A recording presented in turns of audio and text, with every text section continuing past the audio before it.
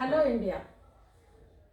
आतापर्यंत काव्य झालं, भारूड झालं आणि मध्ये हास्य रसातनं नंतर आपलं काट्यांचं मिस्टर काटे आणि मिसेस काटे यांचं हास्य रसाचं जे सार आहे आणि त्यांना त्याच्यापायी अवॉर्ड मिळालेला आहे आणि अनेक आसनं झाली.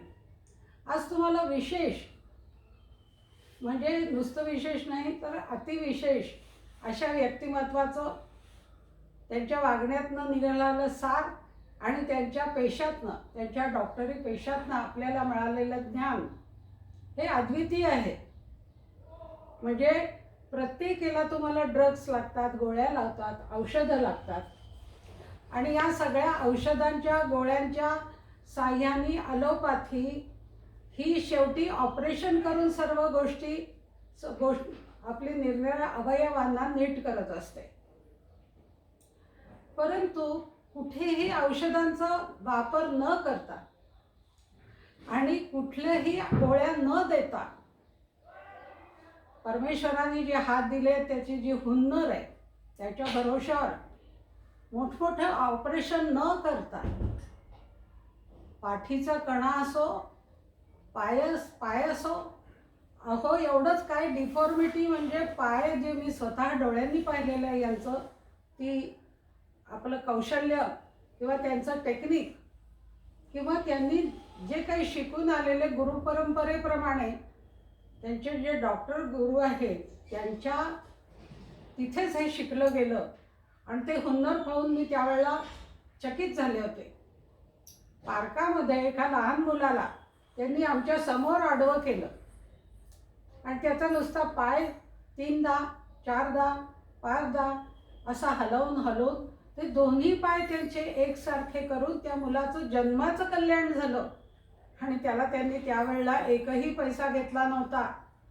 हा अद्वितीय व्यक्तिमत्वाचा प्रकाश आणि त्यांची हुन्नर माणसाला नुसती चकित नाही तर इतकं समाजाला देणं आहे त्यांचं मोठं की इथेच ते पुण्याच्या वास्तव्यातच नव्हे, मुंबईच्या वास्तव्यात नव्हे, बडोद्याच्या वास्तव्यात नव्हे तर आज त्यांची जी प्रॅक्टिस आहे ती जगातनं कुठल्याही कोणातनं. आणि मगाशी बोलताना ते म्हणाले मैं जंगल में रहूंगा तो भी लोग मेरे पास आएंगे, मेरे को ढूंढ के आएंगे. असं समाजाला उपयोगी असलेलं हे महान चरित्र त्यांच्या प्रत्येक कृतीत, प्रत्येक वागण्यात त्यांची ही महत्ता.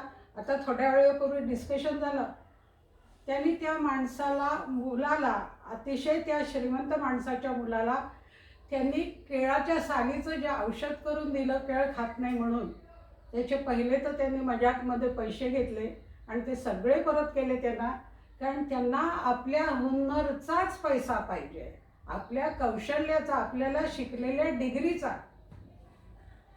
हे रसायन फार वेगळं आहे हो आम्हाला. म्हणूनच असे हिरे, असे यांना समाजाला अलंकृत केलेले हिरे समाजाला अस्तित्व नुसतं नाही तर त्यांच्या प्रत्येक वागण्यात आणि चरित्रात जिथे समाज कल्याण दिसतं हे खरे दीपस्तंभ आपल्या समाजाचे आहेत. हिंदुस्थानची शान आहे आणि जगात चमकणारी व्यक्ती आहे.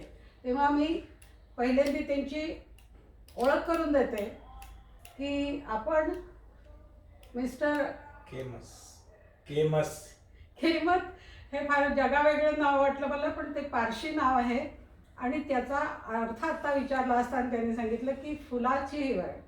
असे सौम्य कोमल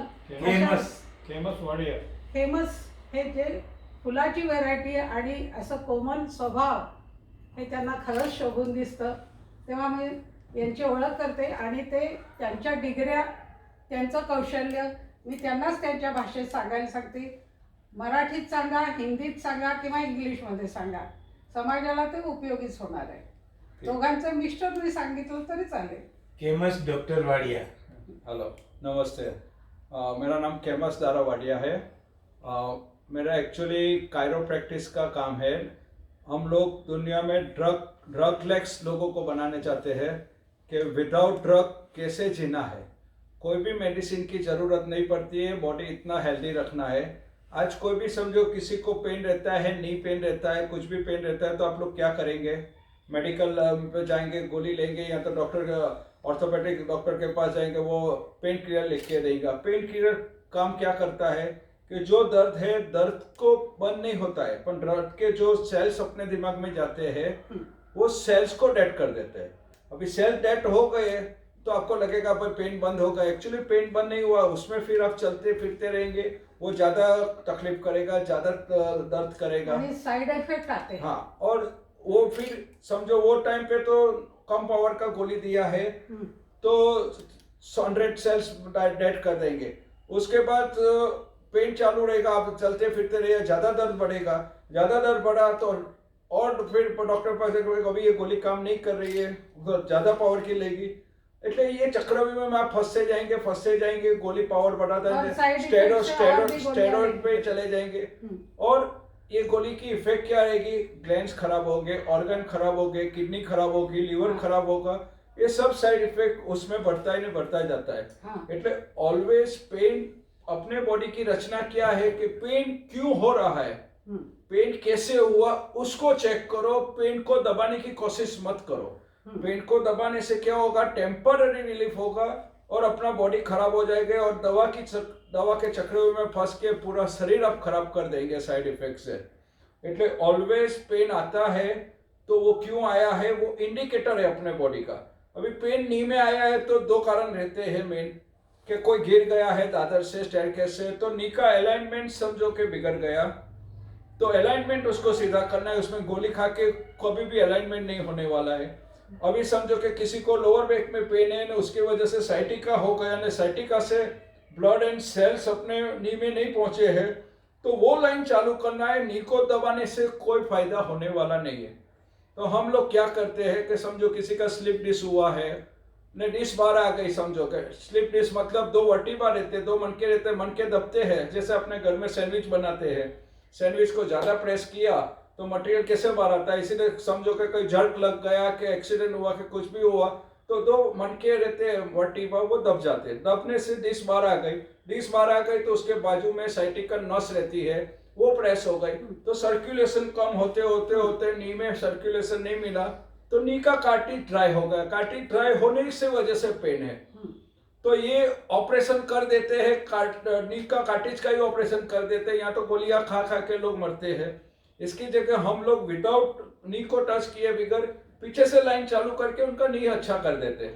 तो ये हमारी टेक्निक रहती है कायरोप्रैक्टिस की, तो उसको मैनिपुलेट करके हम जो गादी बाहर आया उसको अंदर कर देते हैं। सिंपल लॉजिक है, वो अंदर हो गया, ये लाइन चालू हो गई, आपका नी का प्रॉब्लम सॉल्व हो गया। इसी रीत से हर एक समझो कि अभी हर एक एरिया में आप देखेंगे तो जॉइंट रिप्लेसमेंट के सेंटर ही खुल गए हैं। हमें वहां लेके आओ, अभी जॉइंट रिप्लेसमेंट में भी क्या करते हैं लोग, मिसेस बोलती है हस्बैंड को, आप कंपनी में है, मेडिक्लेम है, अभी करा लो, बाद में रिटायर होंगे तो मेडिक्लेम है इसलिए जॉइंट रिप्लेसमेंट, पर मेडिक्लेम है, अपना शरीर को काट फूट क्यों करना है? अपना शरीर एक बार कट गया, अभी जॉइंट रिप्लेसमेंट करने के बाद आप नीचे बैठ सकेंगे? नहीं। आप टॉयलेट में बैठ सकेंगे? इंडियन टॉयलेट में नहीं। आप माड़ी डाल के पलाठी मार के बैठ सकते हो? नहीं। वजन उठा के चल सकते हो? नहीं। मैराथन में दौड़ सकेंगे? नहीं। तो क्या हो गया? रिप्लेसमेंट करने के बाद तुम हैंडीकैप हो गए, अच्छा नहीं हुआ है। रिप्लेसमेंट करने के बाद भी तुम हैंडीकैप हो जाते हो।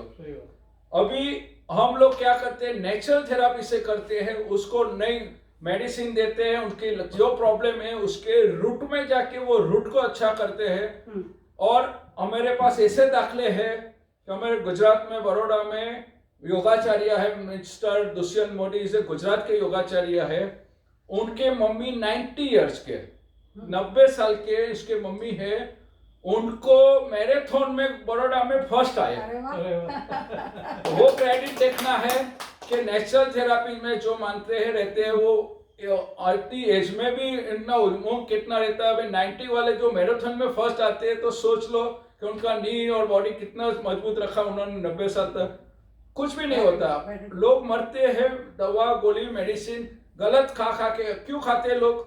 जल्दी काम पे जाना है। अरे सर्दी हो गई, खांसी हो गई, कफ हो गया, अरे ऑफिस में जाना है, गोली खा के, अरे सर्दी कब साल में तीन दिन रहती है, उसको भी दबाओ मत। एलोपैथी से कोई चीज, मैं एलोपैथी का कोई गलत नहीं बोलता हूँ, इमरजेंसी के लिए अच्छी चीज है, पर एलोपैथी से कोई भी बीमारी दबती है, जड़ मूल से नहीं निकलती है। आपको जड़ मूल से निकालना है तो उसको अल्टरनेटिव मेडिसिन में जाना है, उसके लिए व्यायाम करो, एक्सरसाइज करो और उसको निकाल दो। अभी सर्दी को भी आप एक समझो कि दवा ले लिया, पहले दिन सर्दी हो गई, दवा ले लिया, क्या होगा, दूसरे दिन दब जाएगी, तीसरे दिन वापिस होगी, वो 3 दिन में जाने वाली थी, वो 10 दिन आपको परेशान करके जाएगी। એટલે ऑलवेज मेडिसिन से अच्छा है नेचुरल उपाय करो। सर्दी है तो घर में 3 दिन बैठ जाओ, निकल जाएगा, ऑटोमेटिक आपको अच्छा हो जाएगा। એટલે अभी कमर का अपना जो भी तकलीफ आता है वो स्पाइन से आता है, तो स्पाइन को अच्छा रखो, उसके लिए अच्छे अच्छे व्यायाम हमने दिखाया है। मेरा यूट्यूब चैनल है, उसमें एक्यू बॉडी थेरापी आप जाके देख सकते हो, उसमें हर एक चीज का दिखाया है कि सर्वाइकल का प्रॉब्लम है तो सर्वाइकल का एक्सरसाइज करो तो वो ट्रैक्शन एक्सरसाइज मिल जाती है, तो वो प्रॉब्लम सॉल्व हो जाता है। लोअर बैक का है तो लोअर बैक का एक्सरसाइज दिखाया है तो लोअर बैक का प्रॉब्लम सॉल्व हो जाता है। लिंक को नाम जरा बताइए। मेरा चैनल का नाम एक्यू बॉडी थेरापी और डालेंगे, એટલે आपको एक्यूप्रेडिटर को सब्सक्राइब कर दो, आपको मेरे नए नए वीडियो मिलेंगे सब। और हम लोग जो कायरोप्रैक्टिस जो भी करते हैं वो आपको परफेक्ट पता चलेगा कि विदाउट मेडिसिन ड्रग लेस कैसे जीना है, हेल्दी रहना। आपके जो आपके प्रैक्टिस में आपको काफ़ी अनुभव है, तो उसमें से हमको कम से कम 3-4 ऐसे बताओ कि जिससे आपको वो अवयव कैसा ठीक हो गया। ठीक है, अभी एक लड़का था इधर, अपना पुणे का ही था, 26 साल का लड़का था। उसके अभी वो 26 साल का हुआ, वहां तक उसने पहले से ही आईटी में काम करता था, पूरा दिन कंप्यूटर पे काम करने वाले। उसके फादर थे, वो फार्मर थे, खेती बाड़ी करते थे गांव में। एक दिन फादर है तो 50-50 किलो का वो बोरी बोलते हैं ना, अनाज लेके आए, 50-50 किलो बस में डाला, बस में से ऑटो में डाला, ऑटो से घर पे वो लेके गए। और उनका घर था 3rd फ्लोर पे था, उनका लिफ्ट नहीं था। और पिताजी तो फार्मर थे, स्ट्रांग थे, अभी इतनी एज भी थी उनके पिताजी के, लड़का 26 साल का था। ऑटो में से दोनों पिताजी ने नीचे उतारा, लड़का नीचे आया पिताजी को लेने, तो उसने पिताजी ने तो 50 का बोरी डाल के 3rd फ्लोर पे चढ़ गए। लड़का ने देखा, लड़का ने भी ट्राई किया, वो 50 किलो को उठा तो लिया, 3rd फ्लोर पे चढ़ के गया, बोरी डाला ने जो बेड पे गिरा वो उठ ही नहीं सका, उसको पूरा स्लिप डिस्क हो गया। इतना परेशान हो गया कि चिल्ला रहा था, उतना पेन आ रहा था। और वहाँ आजू बाजू से जो भी अपना फैमिली डॉक्टर है उसको बुलाया, उसने बोला कि नहीं तो एक्सरे निकालना पड़ेगा। अभी उसको एक्सरे के लिए उठा के लेके जाना पड़ा, अपना नोबल हॉस्पिटल में लेके गए। नोबल हॉस्पिटल में फोटो पारा, उसको चेक किया, बोले तो स्लिप डिस्क हो गया, उसको ट्रैक्शन देना पड़ेगा। 1 महीना उसका ट्रैक्शन चला, दिन में 4-4 घंटा उसको ट्रैक्शन दिया, तो अभी उसको कोई फर्क नहीं पड़ा। फिर तो जितना थोड़ा खड़ा होता था वो भी बंद हो गया, टॉयलेट बाथरूम भी सब बेड पे होने लगा, इतनी खराब हालत हो गई। फिर डॉक्टर ने बोला कि अभी उसको अपने ये 2 दिन के बाद उसको सुबह 7 बजे ऑपरेशन कर लेंगे। उसका सब ऑपरेशन के टाइम आ गया। हाँ, ऑपरेशन पे आ गया वो लड़का कि उसका पूरा स्लिप डिस्क है, उसको ऑपरेशन करेंगे तभी वो चल सकेगा। अभी उसकी जो सिस्टर थी वो मेरे पेशेंट के वहाँ जॉब करती थी, तो वो छुट्टी के लिए सर को बोली कि भाई मुझे जरा छुट्टी दो, मैं 2-4 दिन नहीं आऊंगी, मेरा भाई का ऑपरेशन। तो क्या हुआ कि ऐसा सब स्टोरी बताया उसके बॉस को। अरे खड़ा रह के वो बॉस ने मुझे फोन किया कि भाई एक लड़के को ऐसा हुआ है, मैं को जो भी है इतना अर्जेंट ऑपरेशन है तो मुझे कोई फोटो दिखाओ, MRI दिखाए, खुद दिखाओ।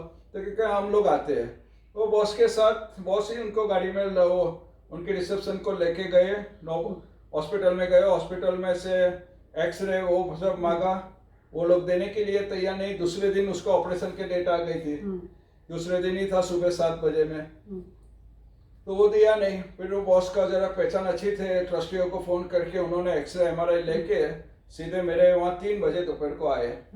मैंने देखा, वो बोले सर क्या कर सकेंगे। उसकी सिस्टर बहुत डरी हुई थी, पूछ रही थी, मैं को लेके आओ, मैं 10 मिनट में खड़ा कर दूंगा।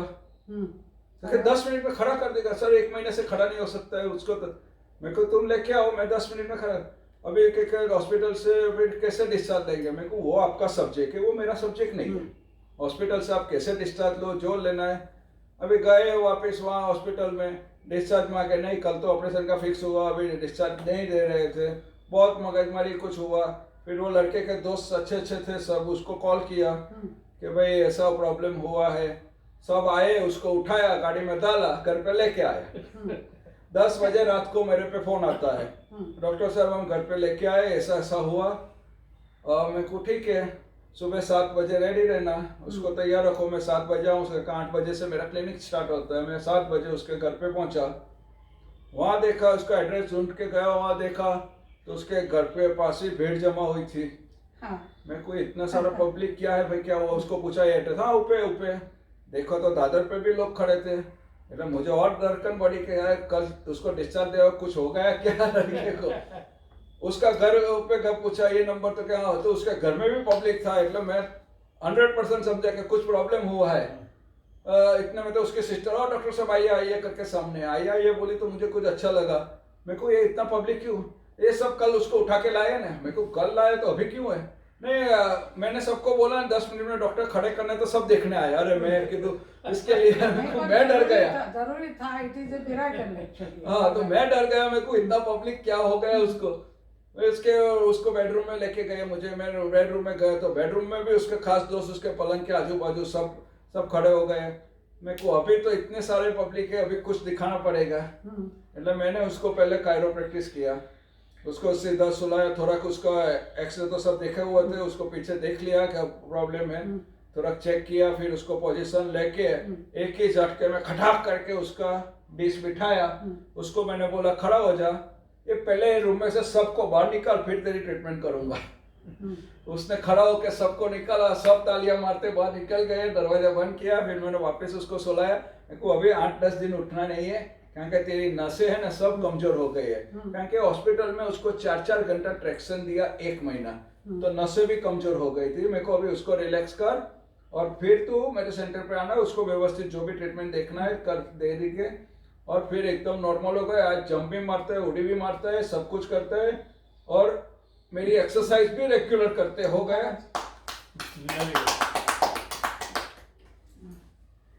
तो ये हुई, ये लंबी कहानी, पर मिरेकल है ये हमारा। मिरेकल है।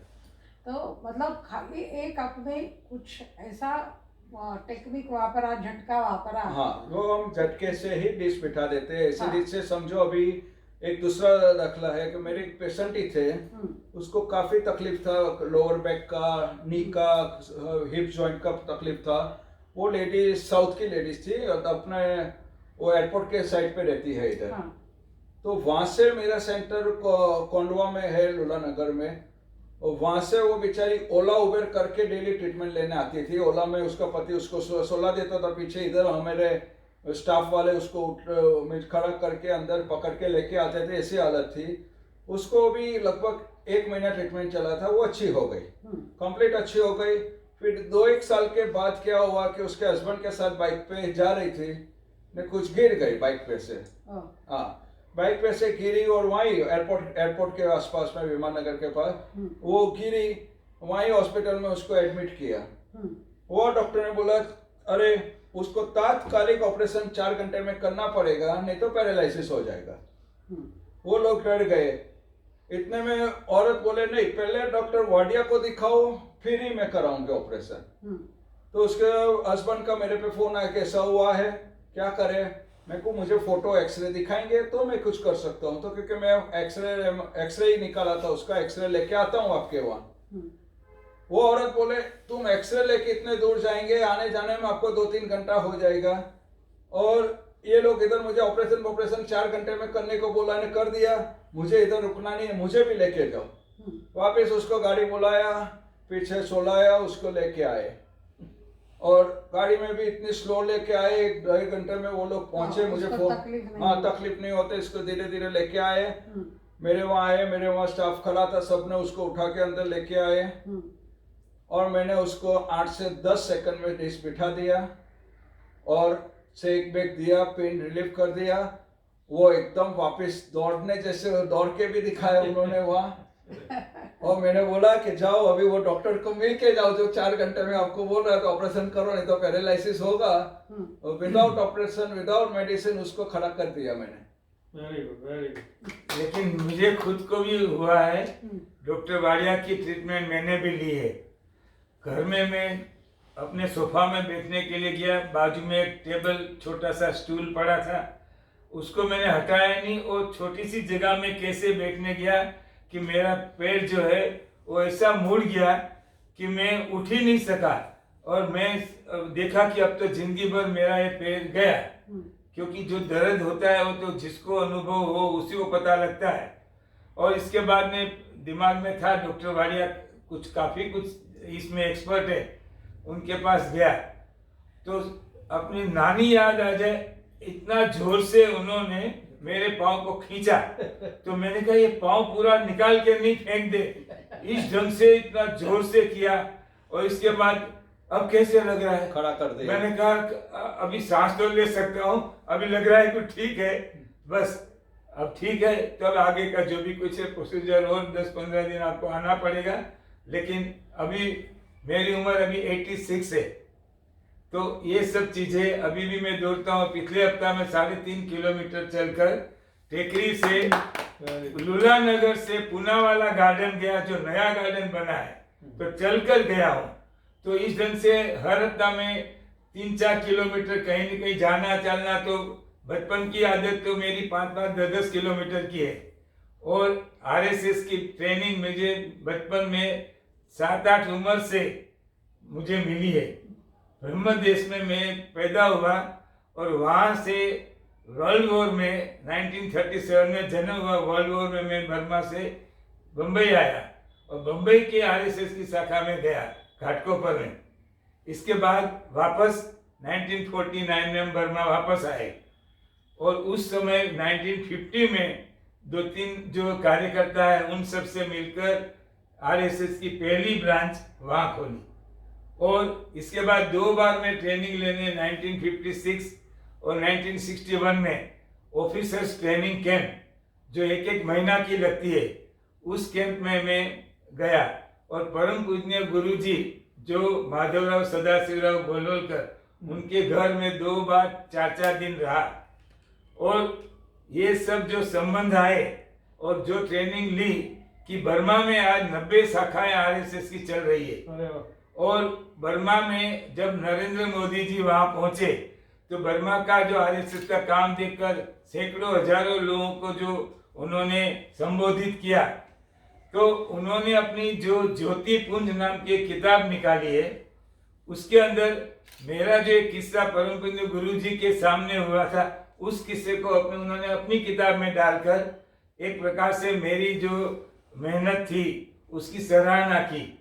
और इस प्रकार अभी तक भगवान की कृपा से मैं भारत विकास परिषद का कार्य अभी कर रहा हूँ, क्योंकि दिल्ली में जो संघ का कार्यालय है आरएसएस का, वहाँ के भारत विकास के अधिकारी ने कहा, क्या प्रवीण इतनी ट्रेनिंग लेकर भारत विकास परिषद के लिए तुम क्या कर सकते हो? तो मैंने कहा हम एक संस्था चला रहे हैं, आप कहेंगे तो वो बोर्ड निकाल के भारत विकास परिषद का काम शुरू करेंगे। तो तब से लगभग 93 में भारत विकास का पुणे में ब्रांच शुरुआत की है, और उस अभी तक 7,000 तक लोगों को जयपुर फूड दिया है। और अपना लेबोरेटरी भी जो स्वारगेट में है, जिसमें नो प्रॉफिट नो लॉस पर चल रहा है। और बाकी तो कोरोना काल में और आगे पीछे सामूहिक शादी विवाह करना, उसमें अपने मिसिस तारे, स्वाति तारे जी ने इतना सहयोग दिया, अरुण तारे जी ने दिया। अरुण तारे जी का तो मेरा IOCL, जब वो उस कंपनी के काफ़ी बड़े ओहदे पर थे, तब से मेरे संबंध बिजनेस के कारण हो गए, और तब से इस परिवार से भी मैं जुड़ गया हूँ। और आज मुझे बहुत खुशी है कि इनकी एक इच्छा थी कि भी हमारे 2 शब्द भी इनके साथ पहुँच जाए, तो ऑटोमेटिक हो गया है। धन्यवाद। बहुत अच्छे। इतना सारा सुना है, क्योंकि हमारे प्रवीण भाई ना इतना उन्होंने कार्य किया है, तो हमारे इंट्रोडक्शन के लिए भी वो रुके नहीं है। तो इनकी इंट्रोडक्शन अभी हम देते हैं कि देखो उनके घर परिवार के लोगों से भी हम मिलते हैं, परंतु इनकी खासियत ये थी कि समाज को कुछ दिए। तो उन्हीं ने 7 साल ब्रह्मदेश में, उसमें से 4 साल मेरे ख्याल जेल में बिताए। 5 साल 4 महीने 5 साल जेल। वहाँ की मिलिट्री रूल के कारण। हाँ, मतलब वो देशभक्ति के कारण, ऐसा हम बोलते हैं। तो वहाँ रह के ब्रह्मदेश में वो हिंदुस्तान के प्रति का जो प्यार है इनका इतना था कि जेल के 5 साल में, और बात ऐसी अजीब थी कि उधर के जेल के जो स्टाफ था उनको भी उन्हीं ने पढ़ाया, जेलर को जेलर को बीए पढ़ाया। करवाया क्योंकि मैं बीएलएलबी करके गया था जेल में। तो उधर भी उन्होंने सिखाने की बात करी। मतलब गम नहीं था, वो भूषण था। और 300 से 400 बांग्लादेश के मुस्लिम बंधुओं को भी वहाँ पढ़ाया, क्योंकि वो उनकी सबकी लाइफ तो इस देश में आ गए कोई गलत रास्ते से या कैसे कि उनको जेल में डाल दिया। अब वो निकल नहीं सकते थे। वो बोले आप हमें पढ़ाएंगे, तो उन सबको हिंदी पढ़ाया, इंग्लिश पढ़ाया, और मैं जेल में चलती फिरती डिक्शनरी बन गया। क्योंकि हमारे कमरे में 50 लोग थे, मैं थोड़ा भी चलूं, अरे इसका क्या मतलब, इसका ये क्या, तो ये इंग्लिश पढ़ाना भी, जितने भी पॉलिटिकल डिटेनी डाले हुए थे उन सबको भी मैंने कहा ठीक है, मेरे पास जो विद्या आपके लिए है। तो इस ढंग से मुझे कभी कभी तो ऐसा लगा पूरी जिंदगी भर मुझे यहीं रहने के लिए भगवान ने सर्जन दिया है। और मुझे जो आरएसएस के कैंप की ट्रेनिंग थी, तो उसमें मुझे ऐसा लगा मैं इस कैंप की ट्रेनिंग के लिए आया हूँ, इसीलिए मैं जी सका। और मैं अकेला ही नहीं, मेरे बड़े भाई साहब और मेरे पिताजी, इन सबको मिलिट्री रूल के कारण हम लोगों को अंदर में रहना पड़ा। और तब चरितार्थ उनकी वाइफ ने जो किस्म का चलाया होगा, तो उसमें वाइफ का भी बहुत त्याग है। ये जोड़ी त्यागमय जीवन, वो भी एमए साइकोलॉजी है और काफ़ी धार्मिक भी है।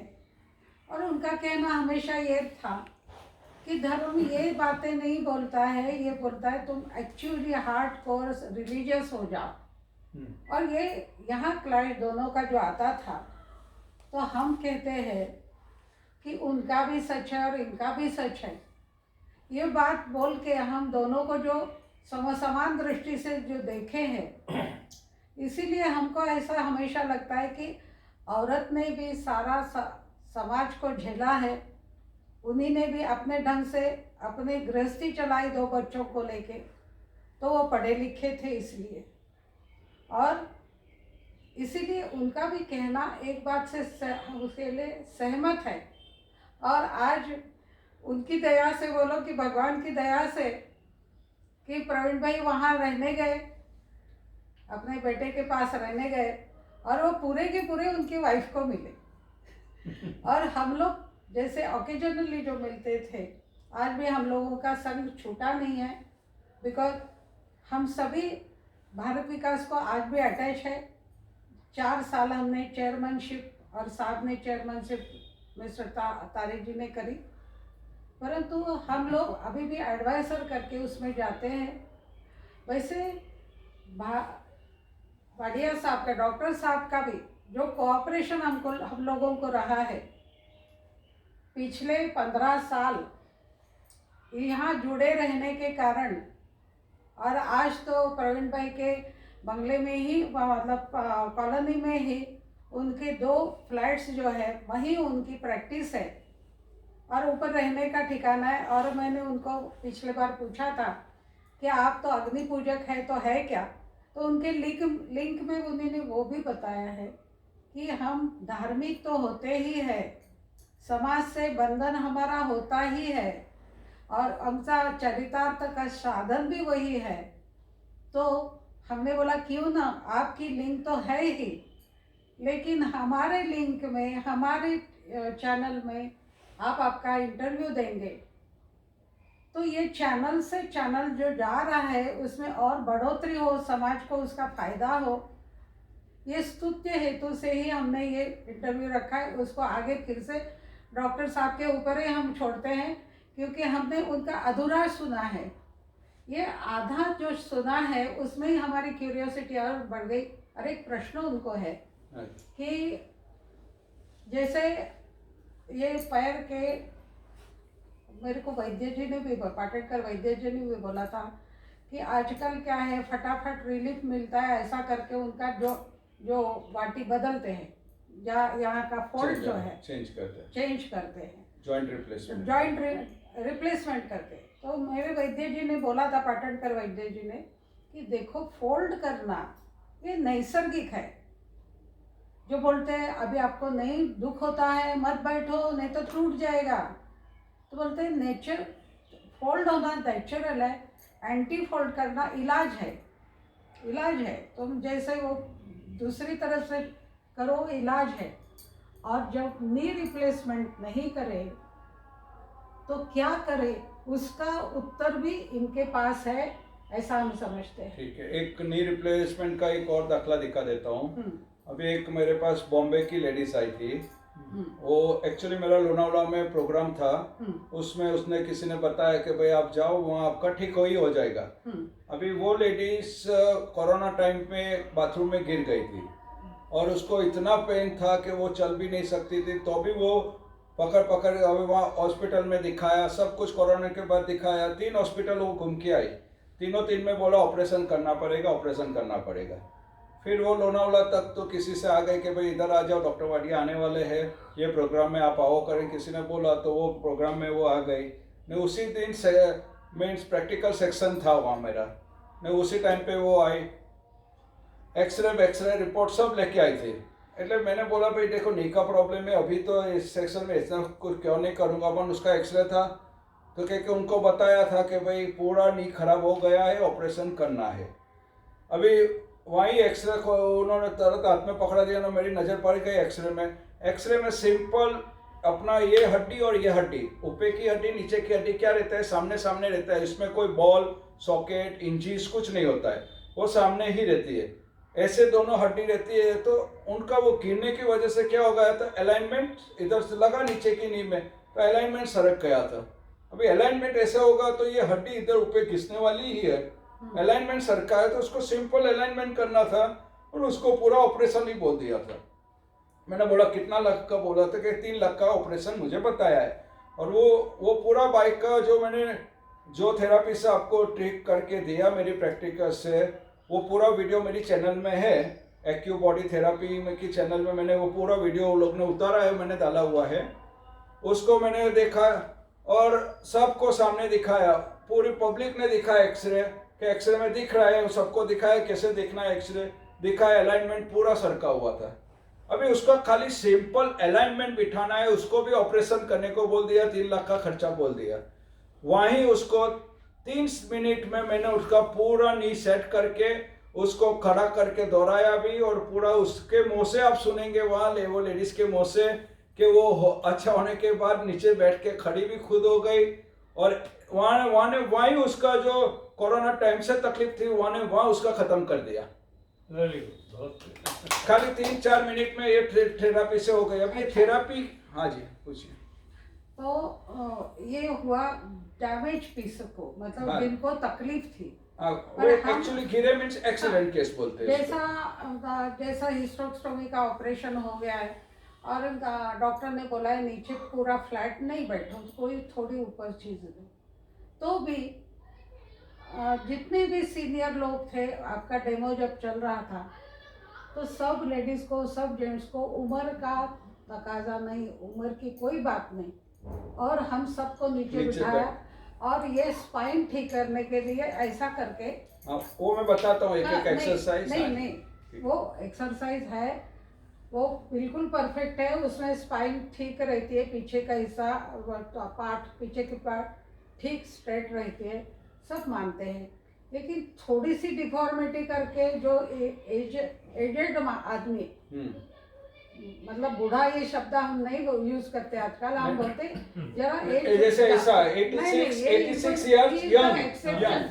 He is the exception for because वो फॉलो कर रहे हैं योगा को, इसलिए he is the exceptional case जिनको थोड़ी सी तकलीफ है, उनका तो स्टिफनेस है। वो भी कर रहे हैं, वो ठीक है, लेकिन थोड़ा सा अयब हो दूसरी जगह और वो करना पड़े, ये भी एक बात होती है। सही बात। जैसा हम पार्शियल योगा लिस्ट सीख के आए तो बोलते हैं ये नी इधर नहीं लगाओ, बाकी सब एक्सरसाइजेस तुम मान के करो, क्योंकि ये एंटी हो जाता है पोजीशन, ये तुम इतना कितना भी इधर घुमाओ चलेगा, लेकिन डॉक्टरों को भी पता नहीं होता कि ये एक्सरसाइज नहीं करना है, और हमको बोलना पड़ता है कि ये एक्सरसाइजेस हम डॉक्टर तो है नहीं, पर हम पार्शियल योगा सीख के आए, तो naturally it is our knowledge. तो ये नॉलेज के आधार पे जो भी दुनिया में देखते या हमको खुद का दूसरों का अनुभव से हम और दो चीज़ें पूछना चाहते हैं कि आपके जो नी रिप्लेसमेंट के बदले आपने जॉइंट करके ठीक करके करा, पर कभी कभी क्या होता है वो नी में मतलब ये जॉइंट के अंदर ऐसा बोला जाता है, I am not sure what I am saying, मैं रॉन्ग है कि राइट है, नहीं, मेरा ये क्वेश्चन है कि यदि वो ड्राइनेस के वजह से हो, बराबर, जैसा ऐसा बोलते हैं वंगण होता है, वंगण का मतलब होता है जैसे ऑयलिंग खत्म हो गया, हाँ ऑयलिंग होता है, ड्राइनेस आ गया उधर, तो वो चलने नहीं देता, वो अलग तकलीफ देता है, पेन देगा क्योंकि घर्षण में उनको तकलीफ होती है। देखो ये एक है, ये एक बात है।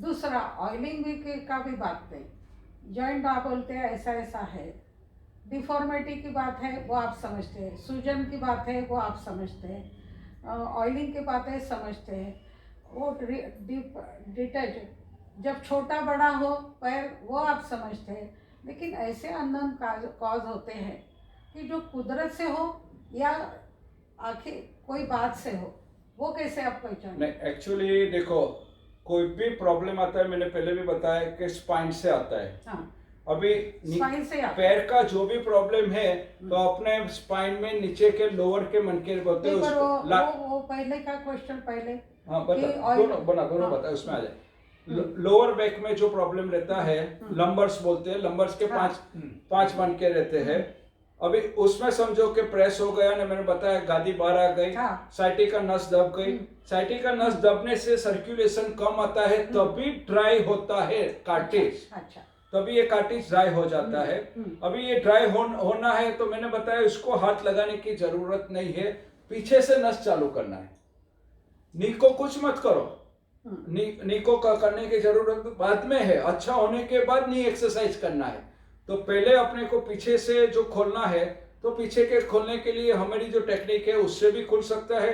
किसी को समझो कि भाई मेरे पास नहीं आ सकते हैं तो काफी टाइम तक उनको व्यायाम करना है, तो मैं अपने प्रवीण भाई जी को उन पे बताते हैं, उनके पे व्यायाम, एक पैर ऊपर रखिए, हाँ ये पैर ऐसे रखना है सिंपल, और उनको बिल्कुल सीधा बैठना है, वो कमर बेंड करके के पीछे टच करके नहीं बैठना है, और इसको सिंपल खाली 30 टाइम ऐसे हिलाना है।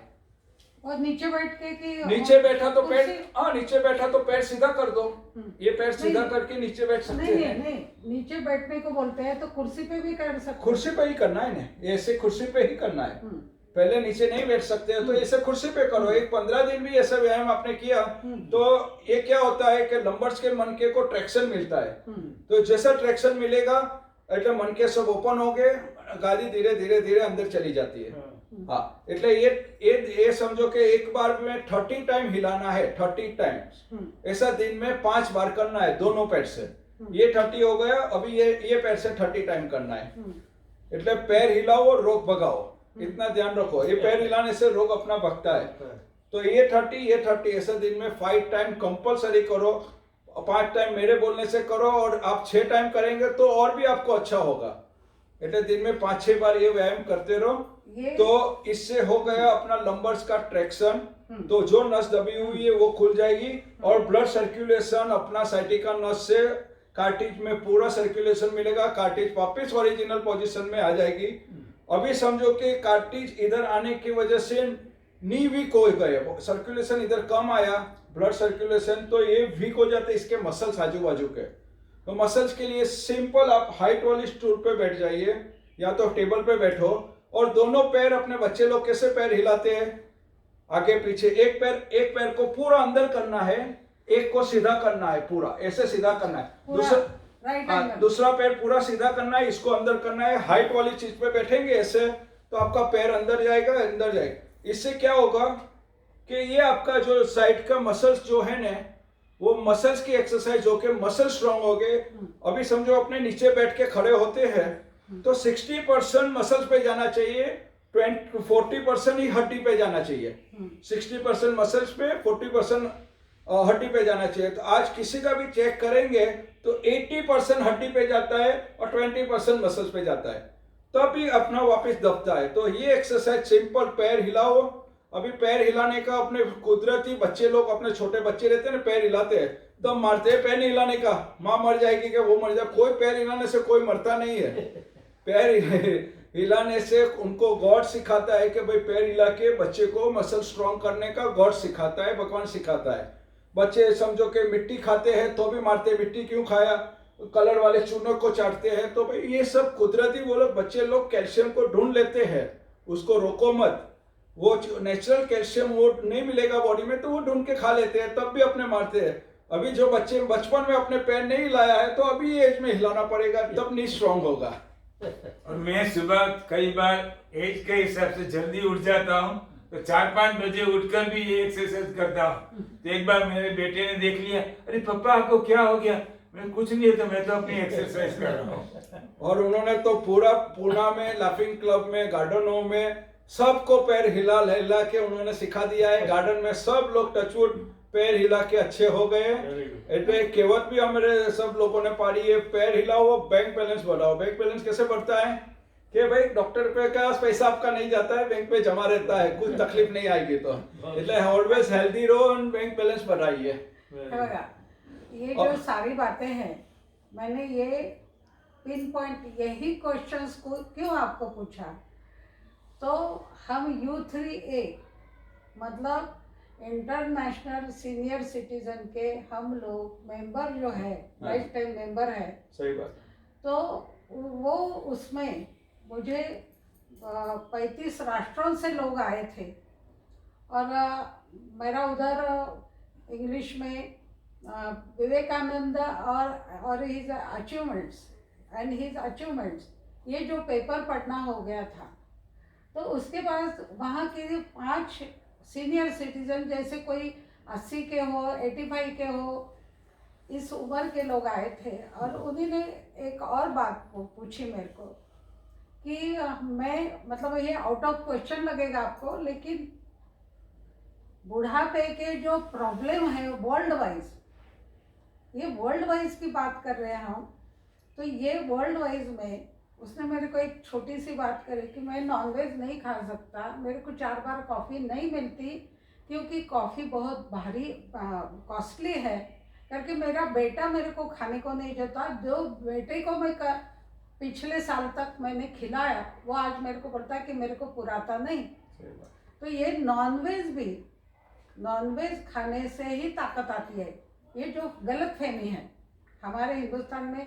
हम लोग सिखाते हैं नॉनवेज उल्टा बुढ़ापे में मत खाओ, तो इसका कुछ वो खान पान के ऊपर भी कोई देखो, खान पान में एक चीज में ध्यान रखना है, इधर 1 लाख रुपए का चीज रखा है, इधर 1 रुपया का रखा है।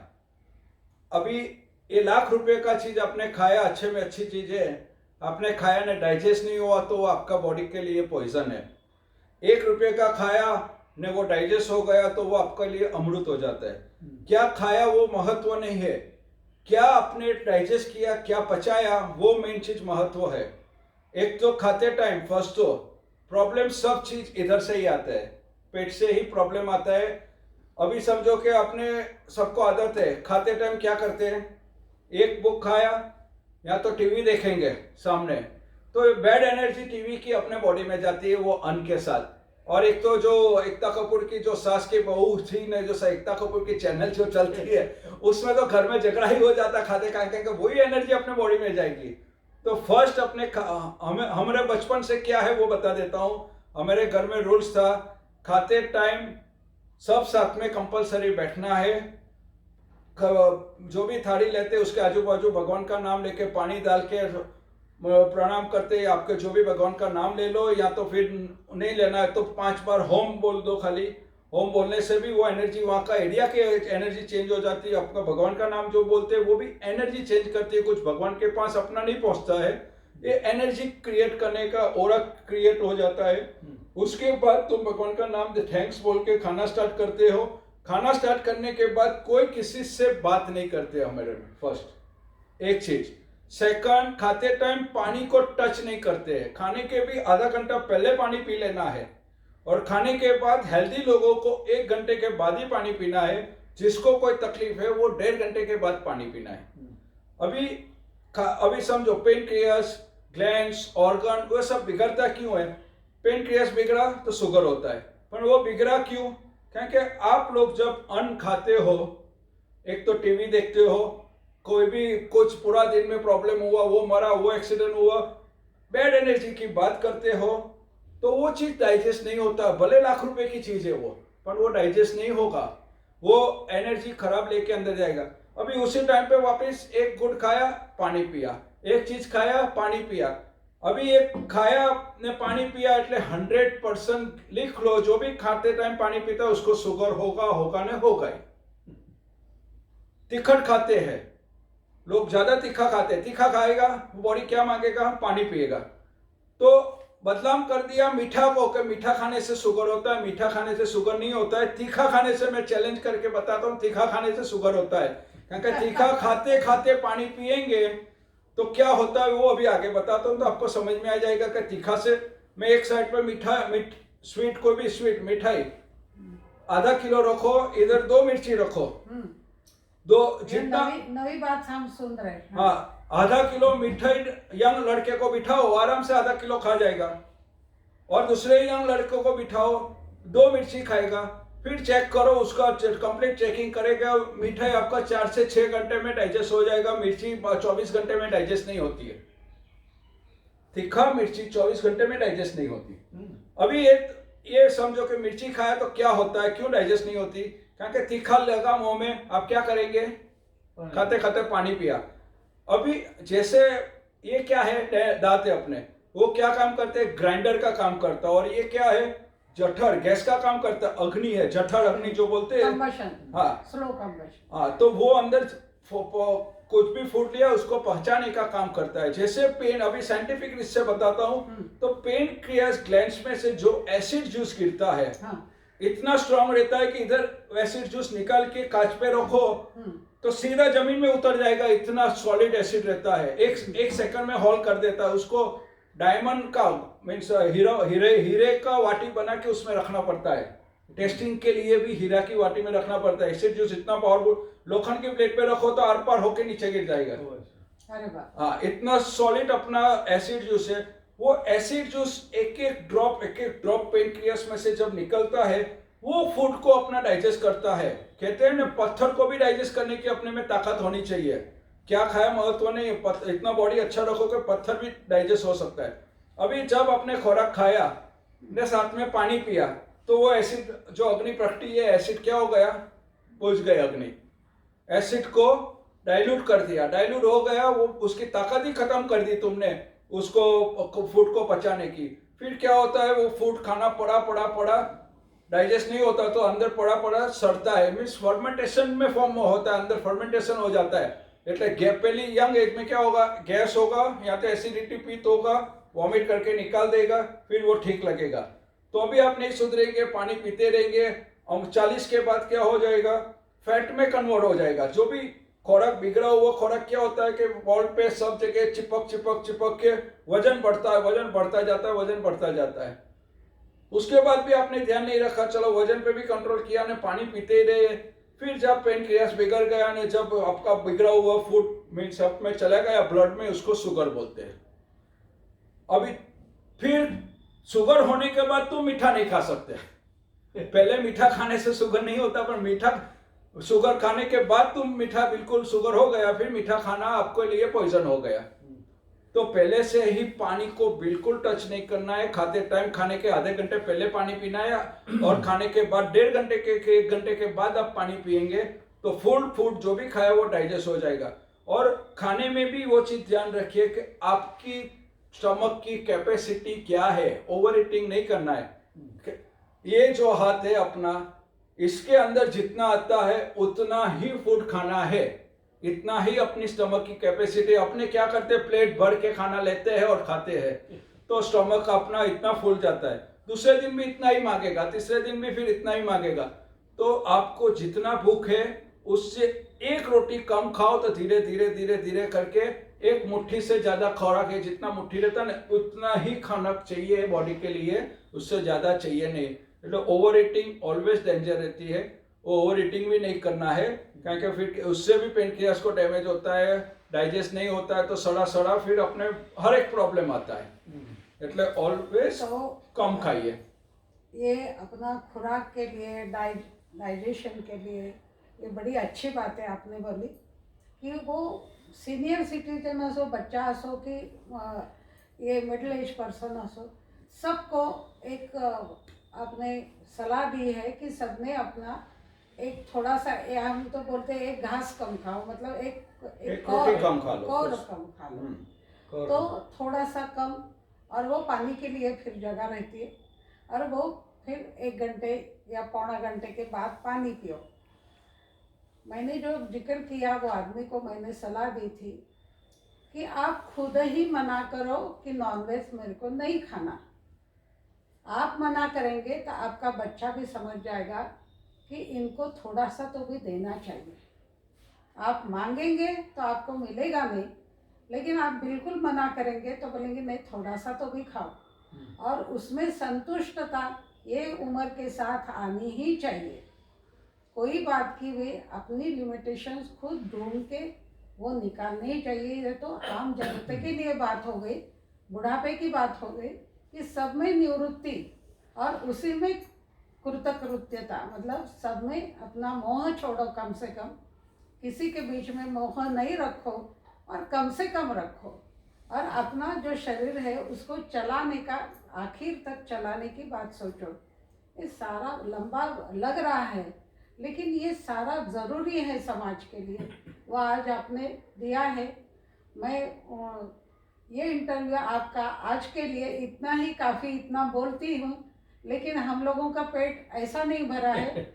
और किसी और दिन हम दूसरा सब्जेक्ट ले, दूसरा जैसा आज नी के बारे में हुआ है, पचन के बारे में हुआ है, तो दूसरा अवयव लेके जरूर आपको फिर से मुलाकात के लिए वक्त मांगेंगे। એટલે कम खाओ और कम खाओ, 2 चीज जिंदगी में खाएंगे तो कभी दुखी नहीं होंगे। डॉक्टर वाडिया जी से बर्मा से एक प्रचारक आरएसएस के आए हुए हैं, अभी दिल्ली से कल परसों हमारे घर पे मंगलवार आएंगे। अच्छा, उनको मिलाना था, इनको मैंने बात भी कर रखी थी। तो अभी जो मैंने सुना, तो बस ये यूट्यूब का जो अपने स्वाति जी ने पूरा बंदोबस्त करके ये पूरा जो है वीडियो लिया है, यही पूरा मैं उनको दे दूंगा, तो मुझे फिर डबल बार टाइम देने की जरूरत नहीं पड़ेगी, न डॉक्टर वाडिया जी को फिर आना पड़ेगा। नहीं, धन्यवाद। वो उनकी जो थीसिस होंगे, उन आपका एजुकेशन हमको फिर से बोलिए कि बेसिक डॉक्टरी का कौन सा। अभी एक चीज बताता हूँ, मैं एक्चुअली एक्यूप्रेशर में एमडी किया है मैंने, कायरोप्रैक्टिस भी किया है, और नेचुरोपैथी भी हूँ मैं। ये सब नेचुरल थेरापी में ही मेरा फादर का बिजनेस तो काफ़ी बड़ा बिजनेस था, मैंने उस पर ध्यान नहीं दिया क्योंकि बचपन से मुझे ये सब लाइन में ही जाना था। और मैंने न्यूरो का पूरा लंदन जाके मैंने कोर्स किया है कि कौन सी नस दबती है, कैसे दबती है। तो एक्चुअली ये जो थेरापी अभी मैंने बताया, कायरोप्रैक्टिस से जो प्रॉब्लम नी का वो सॉल्व होता है, वो थेरापी एक्चुअली हम देखेंगे तो जोरास्ट्रियन पारसी लोगों की ये थेरापी है, सालों से वो लोग चलाते आए थे। जब अंग्रेज लोग आए तो थोड़ा उस पर बैन करके इंडिया में एलोपैथी घुसाया, धीरे धीरे करके एलोपैथी घुसाया, और इसको धीरे धीरे करके ये लूप हो गई।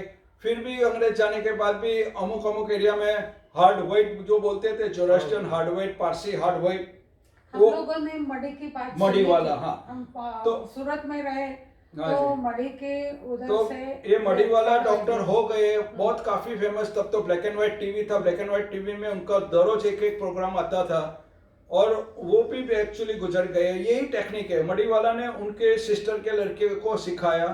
मेरजी अवारी करके हो गए नवसारी के, मेरजी अवारी ने उसके लड़के को नहीं सिखाया, और वो थेरापी मुझे सिखाया कि इसमें एक टेक्निक है। और अभी मैंने सोचा है कि भाई ये लोग ने एक एक पीढ़ी के एक एक आदमी को सिखाया है, हम कितने जन को, मैंने आज तक ऑपरेशन से कम 1 से 1.5 लाख लोगों को बचाया है।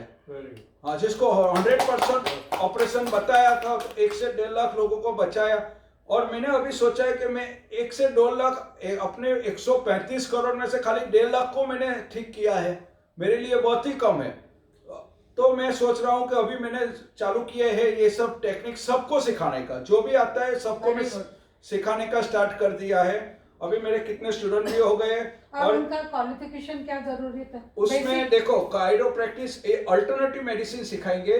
वो डॉक्टर तो नहीं बन सकते, पर थेरापिस्ट बन सकते हैं। तो थेरापिस्ट के लिए ओनली 12th पास चाहिए। 12 चाहिए। और हाँ। दूसरा मजबूत बांधा चाहिए, ऐसा नहीं, कोई ये टेक्निक है, आराम से कोई भी कर सकते हैं, दूसरी कोई बात, भी एज वाले भी कर सकते हैं। टेक्निक ऐसा है, ये 2 बातें, दिमाग से करना काम है। बैकग्राउंड में साइंस जरूरी है? नहीं, कोई जरूरी नहीं है। उसके लिए हम लोगों ने पूरा प्रोजेक्ट बनाया हुआ है। और कितने महीने का होगा? और ये 1 साल का डिप्लोमा कोर्स रहता है। और आप उसको वो पूरा बॉम्बे से कॉलेज ये देंगे, सर्टिफिकेट देंगे, कॉलेज का सर्टिफिकेट आएगा। 1 साल का डिप्लोमा कोर्स रहेगा। ने फायदे का प्रैक्टिकल कोर्स इधर पुणे में ही मेरे पास रहता है। ने हम लोग ये प्रैक्टिकल हर एक सिटी में जाके भी सिखाते हैं। हाँ। अभी बॉम्बे में भी हो गया, गोवा में मैं आज ही आया, गोवा में भी एक प्रैक्टिकल कोर्स हो गया मेरा। और गुजरात में, अच्छा, दूसरा गुजरात में एक मिनट, गुजरात में बड़ौदा में MS यूनिवर्सिटी है, महाराजा सयाजीराव यूनिवर्सिटी का, मैं एक्यूप्रेशर का कोर्स डायरेक्टर भी हूँ। એટલે वहाँ एक्यूप्रेशर, फिर सुजोक, नेचुरोपैथी एंड कायरोप्रैक्टिस, ये और न्यूरो का, ये 4-5 थेरापी से क्या होता है कि ये 4-5 थेरापी जो जरूरी है। आप एक थेरापी लिया, समझो मेरे पास कायरो, इसके उनके पास कायरो लिया, फिर दूसरे के पास तुम स्टिमुलेट लेने जाओ, तीसरे के पास एक्यूप्रेशर लेने जाओ, तीसरे के पास नेचुरोपैथी लेने जाओ। हमारे सेंटर पे मैंने कैसा किया कि पूरा सबका मिक्स करके एक ही वहीं थेरापी कर दी।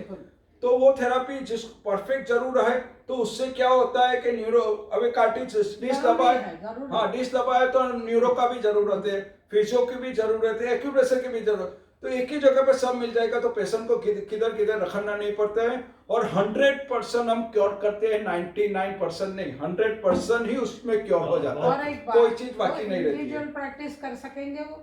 हाँ, प्रैक्टिस थेरापिस्ट बनने के बाद प्रैक्टिस कर सकते हैं।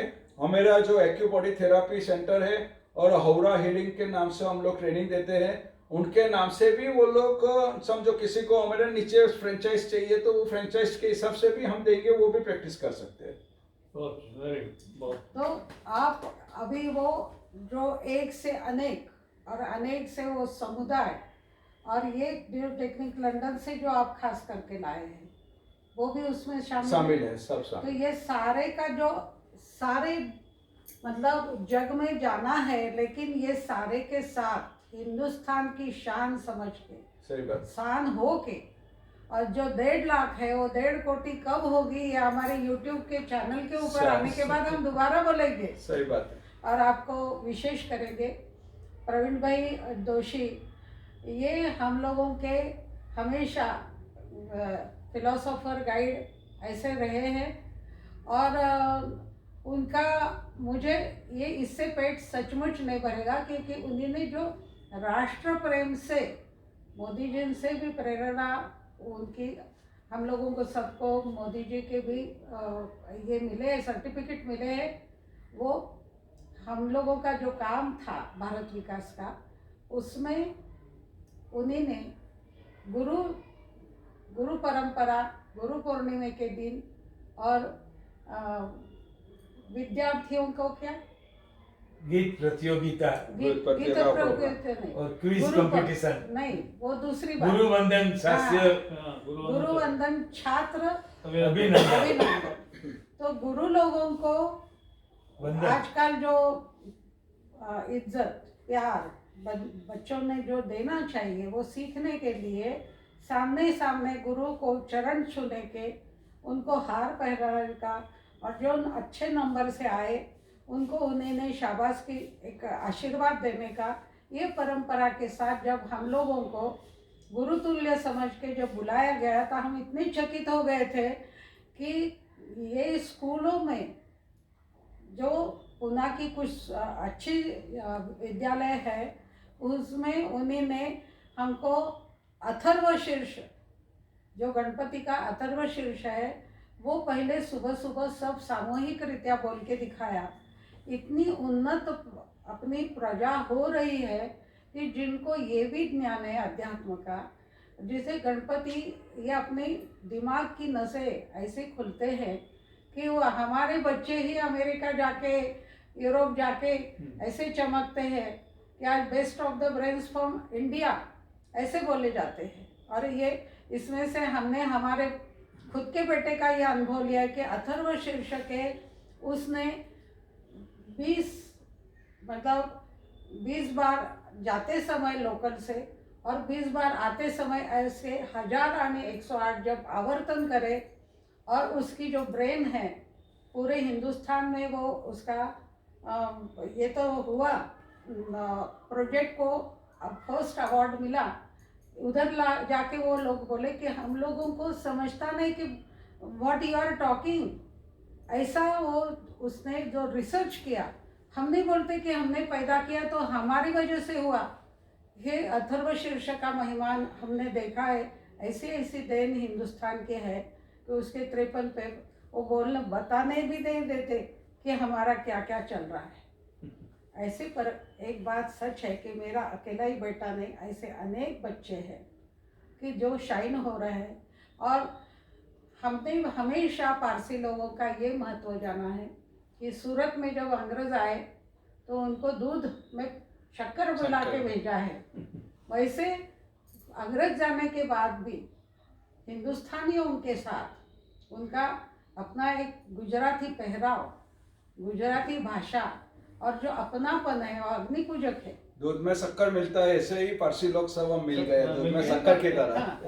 और हमको भी ऐसे ही लगते हैं कि ये हमारे फैमिली मेंबर नहीं तो समाज को उपयोगी ऐसे ऐसे लोग हमारे इर्द गिर्द है। मैं सबको धन्यवाद देना चाहती हूँ, पर ये फॉर्मेलिटी बहुत होगी नहीं, अगले बार मिलना है तो यहाँ रुकना जरूरी है, इसलिए रुकते हैं। Okay, thank you. धन्यवाद। धन्यवाद, थैंक यू, थैंक यू। अभी चाय पी